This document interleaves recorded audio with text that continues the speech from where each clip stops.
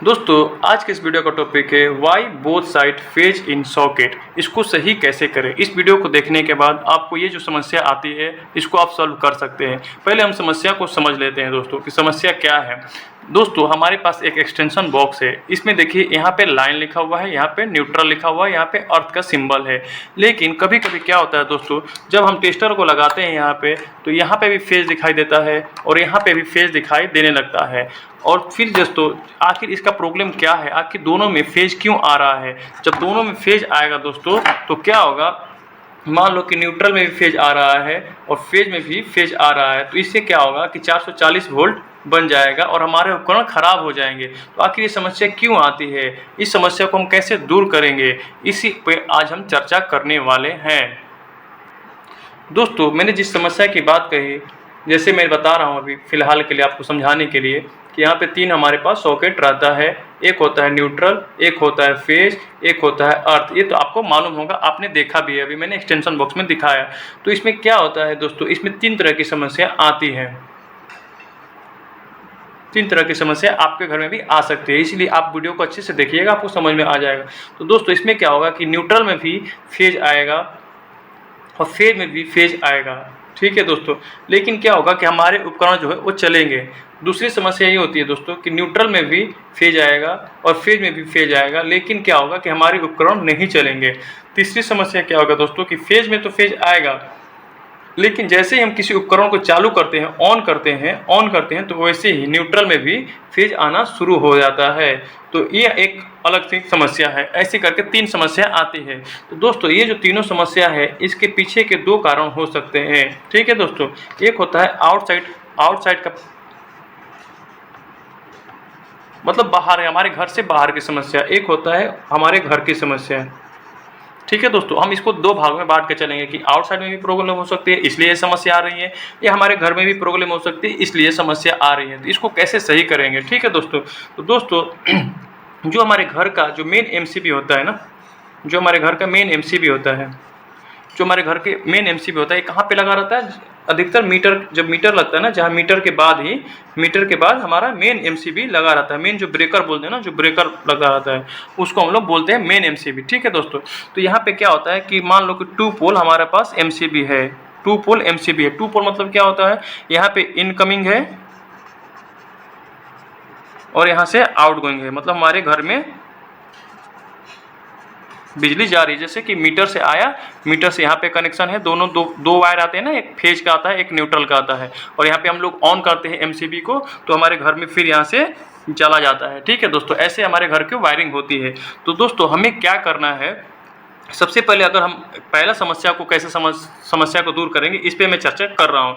तो सबसे पहले क्या करेंगे दोस्तों कि जो हमारा मेन एमसीबी का ब्रेकर है ना, ब्रेकर, ये एमसीबी का ब्रेकर जो है उसको हम लोग ऑफ कर देंगे। क्या करेंगे, ऑफ कर देंगे। ऑफ करने के बाद जो इनकमिंग है यहाँ पे हम लोग आके अपने टेस्टर से ऑन करेंगे। अगर फेज में फेज आ रहा है, मान लो कि फेज में फेज आ रहा है और न्यूट्रल में फेज नहीं आ रहा है, तो इसका मतलब है कि हमारे घर का प्रॉब्लम है, बाहर का प्रॉब्लम नहीं है। लेकिन अगर इसमें भी फेज आ रहा है, मेन ब्रेकर बंद करने के बाद भी न्यूट्रल में भी फेज आ रहा है, तो इसका मतलब क्या है, आउटसाइड का प्रॉब्लम है, आउटसाइड का प्रॉब्लम है। समझ में आ रहा है ना दोस्तों, मैं जो बता रहा हूँ आपको अच्छे समझा रहा हूँ। अगर आपको समझ में नहीं आएगा तो आप कमेंट जरूर कीजिएगा। तो अगर हमने मेन ब्रेकर बंद करने के बाद जो फेज और न्यूट्रल का पॉइंट है वहाँ पे चेक किया, तो अगर दोनों में फेज आ रहा है तो ये आउटसाइड का प्रॉब्लम है। अगर ऑफ करने के बाद एक ही जगह में फेज आ रहा है, एक जगह में न्यूट्रल आ रहा है, तो हमारे घर की समस्या है, ठीक है दोस्तों। तो दोस्तों मैंने अभी आपको आउटसाइड का समस्या बता दी, कैसे हम लोग आइडेंटिफाई करें, कैसे हम लोग पता करेंगे, आइडेंटिफाई कैसे करेंगे कि हमारे घर की समस्या है या बाहर की समस्या है। तो अगर हमारे आउटसाइड की समस्या है तो इसको सही हम नहीं कर सकते, इसको क्या करेंगे, कंप्लेन करेंगे।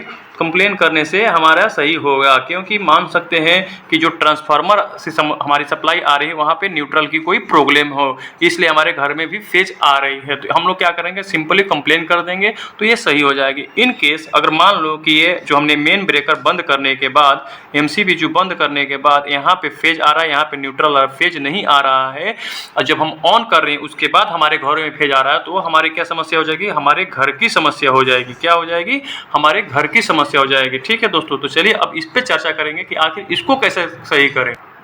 तो दोस्तों हम क्या करेंगे कि हमारा जो मेन एमसीबी है उसको हम लोग अभी ऑन कर देंगे। ठीक है, यहाँ पे इनकमिंग है और यहाँ से आउटगोइंग है, यहाँ से आउटगोइंग है। इसको हम लोग अभी ऑन कर देंगे। क्या करेंगे? ऑन कर देंगे। ठीक है दोस्तों, अभी क्या होता है दोस्तों, जो हमारे घरों में वायरिंग होता है, तो मान लो हमारे घर में 2 रूम है, मान लो हमारे घर में 2 रूम है, एक किचन है। ठीक है, तो हम लोग क्या करते हैं दोस्तों, हम लोग क्या करते हैं कि जो अलग अलग, जैसे ये हमारा एक कमरा है, एक और कमरा है और एक ये किचन है। ठीक है दोस्तों, तो हम लोग क्या करते हैं, इस घर के लिए एक सेपरेट एमसीबी देते हैं, इस घर के लिए एक सेपरेट एमसीबी देते हैं, आपने देखा होगा, और इस घर के लिए एक सेपरेट एमसीबी देते हैं। तीनों घरों के लिए एक सेपरेट एमसीबी देते हैं। तो अब क्या करेंगे दोस्तों, अभी क्या करेंगे, इसको ऑन करने के बाद सारे एमसीबी को डाउन कर देंगे। फिर से हम लोग ऐसे ही प्रोसीजर अपनाएंगे, डाउन करेंगे, इसको डाउन करेंगे, मतलब बंद कर देंगे, डाउन कर देंगे, और यहाँ पे चेक करेंगे। अगर मैंने इसको ऑन किया, इस रूम का ऑन किया, इस रूम का एमसीबी ऑन कर दिया और यहाँ पे फेज नहीं आ रहा, तो मतलब ये हमारा सही है। अगर इसको ऑन किया, ये मतलब फेज नहीं आ रहा न्यूट्रल में, तो ये सही है। जिसको ऑन करने से, जिस भी एमसीबी को ऑन करने से हमारा यहाँ पे फेज आएगा, मतलब न्यूट्रल में फेज आना शुरू हो जाएगा,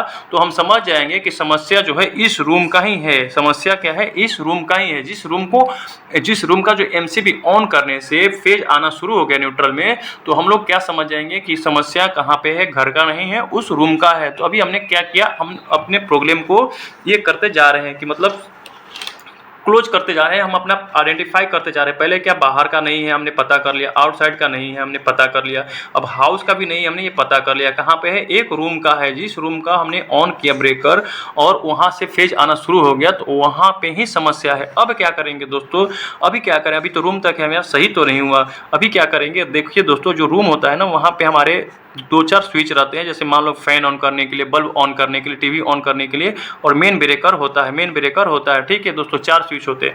अब हम क्या करेंगे दोस्तों, जो हमारा मेन ब्रेकर है, जो मैंने मेन ब्रेकर को नहीं छोड़ना है, मेन ब्रेकर जो है, तो उस पर हम लोग क्या करेंगे, बारी बारी से एक स्विच ऑन करने के बाद यहाँ पे देखेंगे कि किस स्विच को ऑन करने से यहाँ पे फेज आ रहा है। अब जिस स्विच को ऑन करने से इसमें फेज आ रहा होगा, तो प्रॉब्लम क्या होगा, वहीं पे होगा। तो दोस्तों, स्विच में प्रॉब्लम नहीं होता है। अब इस स्विच से कौन सा उपकरण जुड़ा हुआ है, मान लो कि फैन जुड़ा हुआ है, या फिर टीवी जुड़ा हुआ है, या फिर जो भी चीज़ जुड़ा हुआ है, फिर हीटर जुड़ा हुआ है, जो भी चीज़ जुड़ा हुआ है, उस हीटर को अनप्लग कर देंगे, उसके बाद ऑन करेंगे। ऑन करने के बाद अगर समस्या आ रही है, तो यहाँ से यहाँ तक वायरिंग में प्रॉब्लम है, वायरिंग को हम लोग चेक करेंगे। अगर ऑन करने के बाद नहीं आ रही है, लेकिन जब हीटर हम लगा रहे हैं या फैन लगा रहे हैं, फैन का प्लग लगा के उसके बाद ऑन कर रहे हैं, तो प्रॉब्लम हो रही है। तो हो ना हो हमारे फैन में या फिर जो भी उपकरण लगा है उसमें प्रॉब्लम है, उसका हमारा क्या हो रखा है, तार शॉर्ट हो गया है, इसलिए हमारे यहाँ पे फेज आना शुरू हो जाता है। दोस्तों, अगर मैंने आपको पूरा अच्छे से समझाया दोस्तों कि कैसे हम आइडेंटिफाई करेंगे और कैसे रिपेयर करेंगे। अगर आपको कुछ भी समझ में नहीं आया दोस्तों, तो आप मेरे को कमेंट कर दीजिएगा। अगर आपको अच्छे से समझ में आ गया तो लाइक और सब्सक्राइब कर दीजिएगा और कमेंट भी कीजिएगा। Thank you.